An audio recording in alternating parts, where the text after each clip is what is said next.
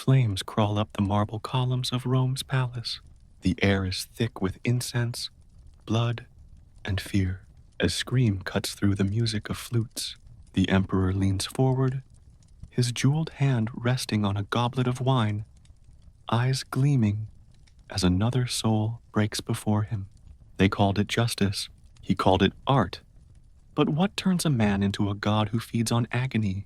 And when power becomes pleasure, who dares to stop him? He once feared silence. As a child, it meant his father's footsteps were coming closer. The smell of iron on his hands, the cold marble floor against his knees. Those memories never left him. Now, centuries later, the emperor stands in the same silence, but this time he commands it. The empire trembles when he doesn't speak, yet deep inside, that small boy still shivers in the dark, waiting for someone else's mercy.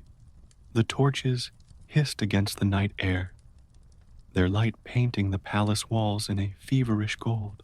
Inside, the emperor's feast had begun. Peacocks roasted whole, fountains spilling with red wine, laughter echoing through vaulted ceilings. But beneath the music, there was something colder, a hum of dread that made even the generals' hands shake. A prisoner was dragged in, barefoot, trembling. The scent of oil and sweat filled the room as the guards forced him to kneel before the dais. His crime, mocking the emperor's singing voice. His punishment, to entertain him one last time.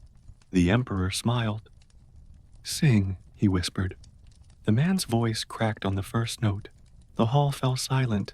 Then the laughter began. Mocking, cruel, endless. The emperor rose slowly, dipped his hand into a bowl of shimmering gold dust, and sprinkled it onto the prisoner's head. Moments later, the torches flared, and the gold dust ignited.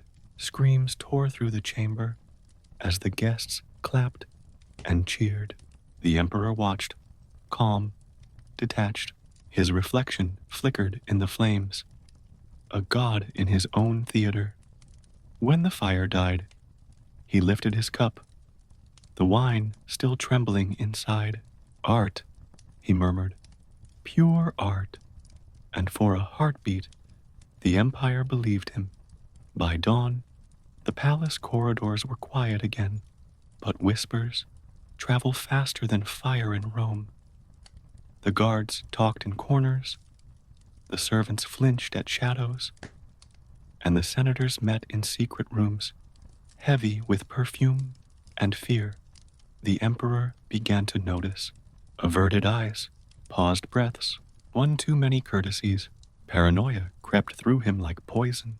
He started sleeping less, eating little. He demanded reports, confessions, loyalty oaths. One by one, he summoned his friends, then never released them.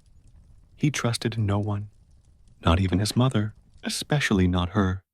In the baths, he would sit for hours, tracing the veins on his arms, imagining the daggers hidden behind smiles. The steam rose, ghostly and white, curling around him like whispers. One evening, a senator approached him, trembling. "Rome is uneasy, my lord," he began. The emperor turned. "Rome," he said quietly, "was born uneasy." Then he signaled to the guards. The next morning, the senator's head was found on the steps of the forum, and still the whispers grew louder. That night, the emperor stood alone in his chamber, staring into the polished bronze mirror. "If they all fear me," he whispered, "perhaps that means I exist." The candlelight flickered, and for the first time, he saw not a ruler, but a haunted child hiding inside a man's armor. The courtyard smelled of rain and rust. A crowd had gathered under gray skies. Chains rattled as a young woman was dragged forward, her white dress streaked with mud. She was a senator's daughter, accused of plotting against the emperor. She didn't plead. she didn't cry. When brought before him, she met his gaze and said, "You rule through fear. That's not power, it's weakness." For a moment, no one breathed. The emperor tilted his head, studying her face, the defiance burning in her eyes. It reminded him of someone, himself, before the crown. He ordered her to be executed at sunset. But when the time came, he couldn't look away. As the noose tightened and her body went still, her last words echoed in his mind, "You'll die alone." That night, he wandered the halls like a ghost. Servants shrank away as he passed. He entered the empty dining chamber and stared at the chair she had sat in that morning. The goblet she touched was still half full. He picked it up. The wine was cold now, bitter. He took a sip, and for the first time in years, he tasted guilt. He smashed the cup against the wall, but her voice lingered. In the silence that followed, he almost wished someone would end his reign the way he ended hers. Summer came dry and merciless. The air above Rome shimmered like glass. The emperor declared a grand celebration, a festival of renewal. The people, weary and starving, obeyed.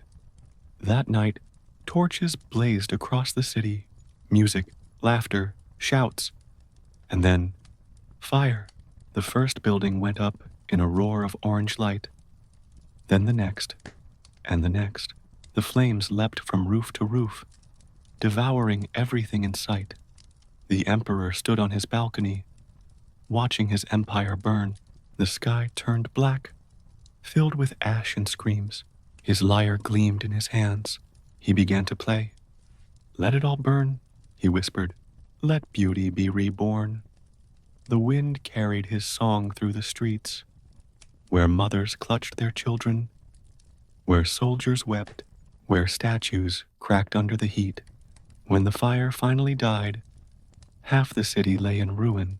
He walked among the ashes, barefoot, the smell of smoke thick in his lungs.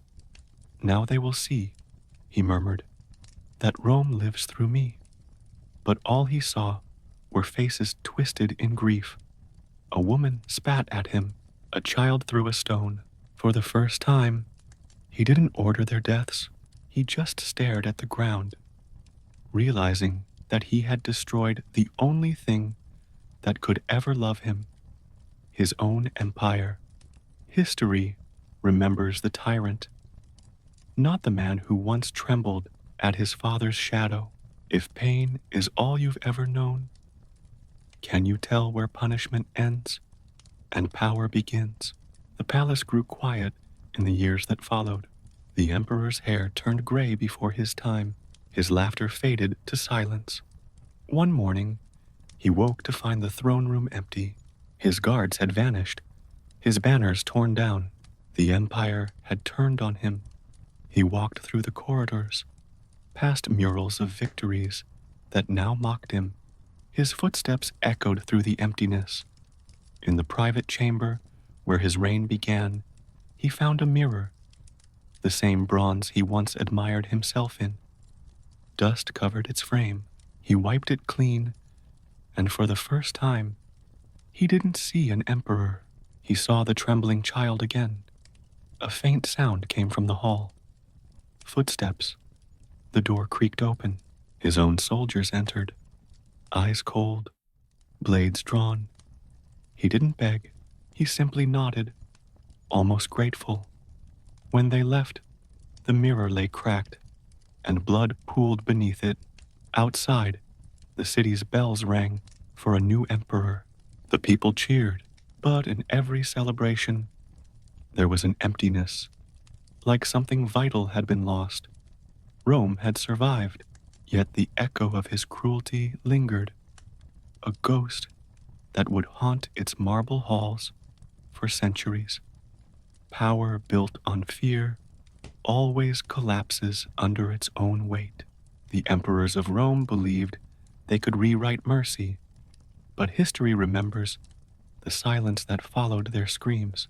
If you had stood beside them, watched the fires rise, heard the cries of the condemned, would you have stopped them or joined the applause?